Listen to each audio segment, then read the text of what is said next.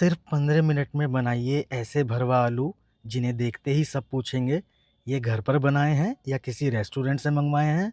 अंदर है मसालेदार पनीर की लाजवाब स्टफिंग और ऊपर से गाढ़ी स्वादिष्ट ग्रेवी। इसे बनाकर देखिए, उंगलियां चाटते रह जाएंगे दोस्तों। सबसे पहले हमने 5 मीडियम साइज के चिप्सोना आलू का इस्तेमाल किया है।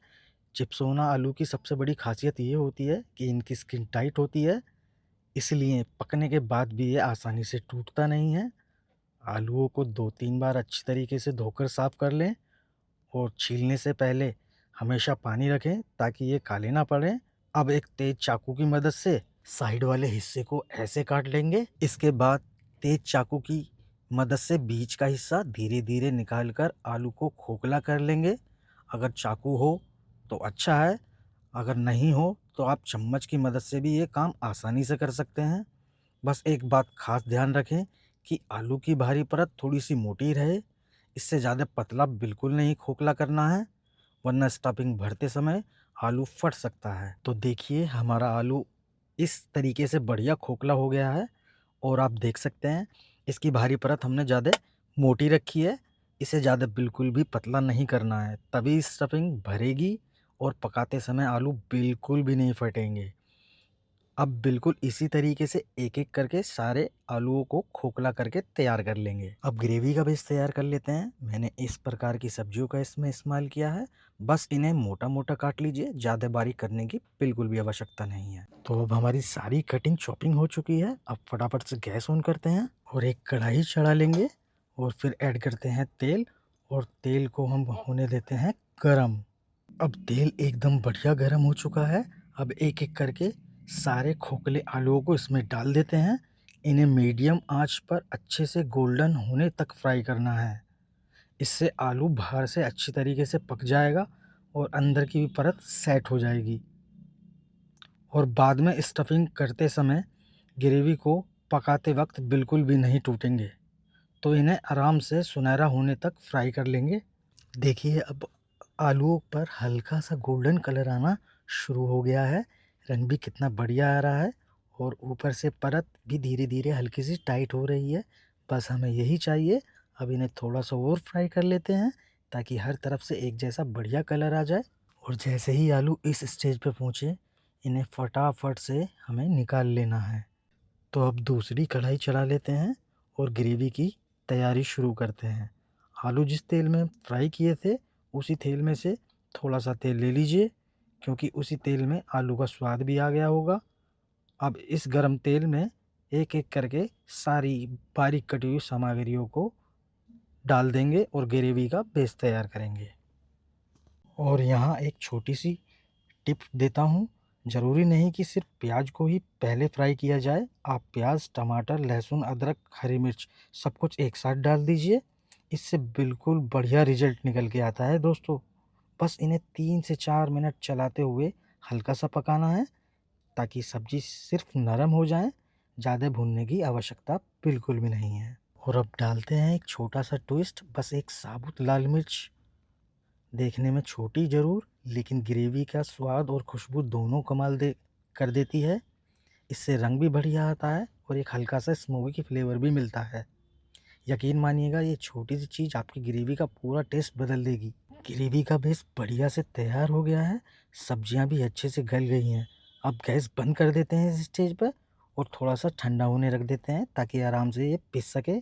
तब तक खाली नहीं बैठेंगे हम दोस्तों, फटाफट से आलूओं की भी स्टफिंग पनीर वाली तैयार कर लेते हैं। तो अब स्टफिंग तैयार करते हैं। सबसे पहले ले लेते हैं 100 ग्राम पनीर।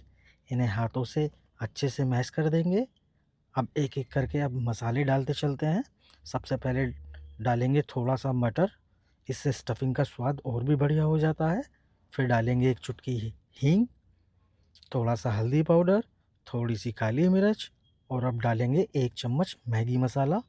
यकीन मानिएगा, ये टेस्टी स्टफिंग में है ना, बहुत ही बढ़िया टेस्ट लेकर आता है। अब स्वाद अनुसार नमक भी डाल लीजिए और आखिरी में थोड़ी सी कस्तूरी मेथी डाल दीजिए। बस इन सभी चीज़ों को अच्छे से मिला लीजिए और हमारी पनीर की मज़ेदार स्टफिंग बन के तैयार। है ना इजी। अब फटाफट से इस तैयार स्टफिंगों को आलूओं में भर देते हैं। स्टफिंग भरनी तो है हमें, भर भर के। लेकिन एक बात का ध्यान रखना है, इतना भी ज़ोर से मत भर देना कि आलू फूट जाए, नहीं तो बाद में ग्रेवी में पकाते समय पूरी मेहनत खराब हो सकती है। इसलिए आराम से हल्के हाथों से अच्छे से स्टफिंग भरिए, ताकि हर बाइट में पनीर और मसालों का भरपूर स्वाद मिले। इसी तरीके से सारे आलूओं को स्टफ कर लेंगे। तो अब ग्रेवी का असली तड़का तैयार कर लेते हैं। सबसे पहले कढ़ाई में करीबन 3 या 4 टेबल स्पून मैंने तेल पहले ही डाल रखा है। देख लीजिए, तेल थोड़ा सा ज़्यादा लगेगा, तभी मसालों का असली स्वाद निकल कर आता है। बिल्कुल ज़्यादा नहीं, लेकिन जितना ज़रूरी है उतना तो होना ही चाहिए। अब इसमें 1/4 टिक्की बटर डाल देते हैं। इससे ग्रेवी का स्वाद और खुशबू दोनों ही कमाल आते हैं। जैसे ही बटर पिघल जाए, सबसे पहले डालेंगे शाही जीरा। जी हाँ, इससे बहुत ही अच्छा फ्लेवर आता है। इसके बाद डाल देते हैं अपने खड़े मसाले, 2 बड़ी इलायची, 2 छोटी इलायची, 1 स्टार फूल, 1 दालचीनी का छोटा सा टुकड़ा और 1 तेजपात। अब इन सभी मसालों को हल्का सा भून लेना है। बस जैसे ही इनकी बढ़िया खुशबू आने लगे, समझ जाइए मसाले हमारे पक चुके हैं। अब मसाले अच्छे से पक चुके हैं और इनमें से बहुत बढ़िया खुशबू आने लगी है। बस यही सही टाइम है। इस टाइम हम अपनी ग्रेवी को ऐड कर देंगे। ग्रेवी का बेस तो हमने कढ़ाई में डाल दिया है। अब मिक्सर जार में थोड़ा सा पानी डालकर उसे भी अच्छे से घुमा लीजिए और वो भी इसी में डाल दीजिए। जार में लगी हुई वो ग्रेवी बिल्कुल भी वेस्ट नहीं होगी और ग्रेवी की कंसिस्टेंसी भी एकदम बढ़िया होगी। अब सबको अच्छे से मिला दीजिए। अब बस एक बार आप ज़रूर ध्यान दीजिएगा दोस्तों, इस ग्रेवी को हमेशा ढक्कन लगाकर ही पकाना है, क्योंकि टमाटर वाली पिसाई हुई ग्रेवी पकते समय बहुत उछलती है और छोटे-छोटे चीट पड़ने के या जलने का भी डर रहता है। इसलिए ढक्कन लगाकर इसे आराम से पकाइए। इससे ग्रेवी भी बढ़िया पक जाएगी और आपका किचन भी साफ रहेगा। इधर ग्रेवी पक रही है, तब तक एक छोटा-सा काम कर लें।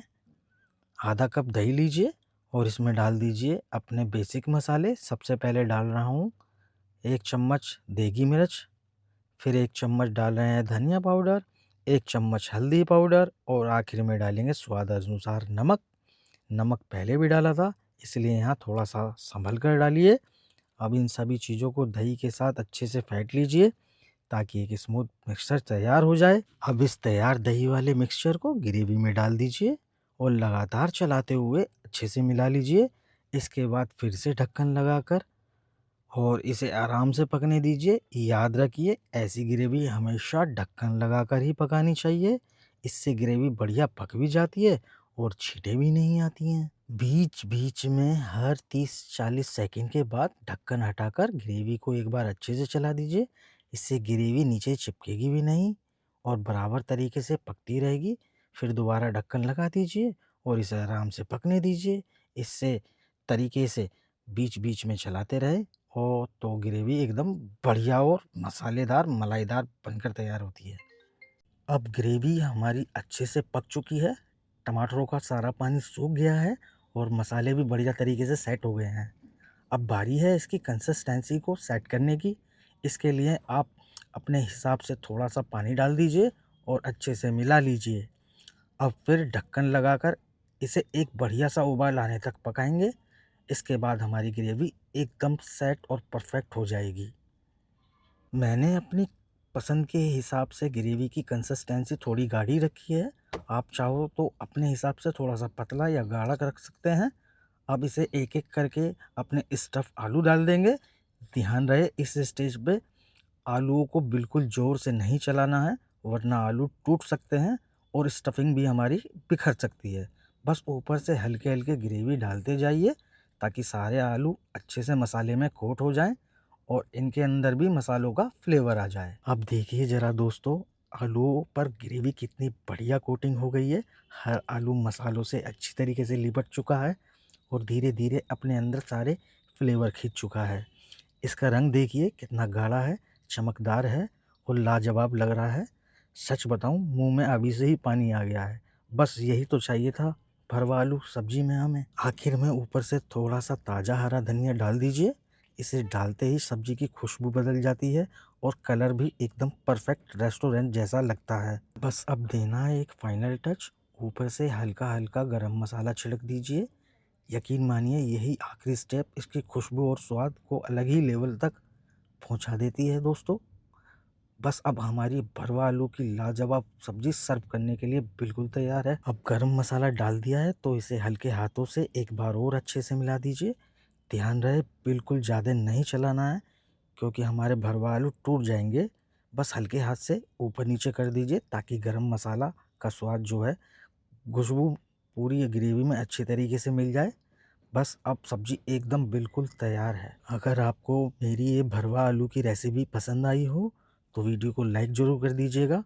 चैनल पर नए हैं तो सब्सक्राइब करना बिल्कुल मत भूलिएगा और कमेंट करके ज़रूर बताइएगा कि अगली रेसिपी कौन सी आप देखना चाहते हैं। मिलते हैं एक और मज़ेदार रेसिपी के साथ, तब तक के लिए धन्यवाद।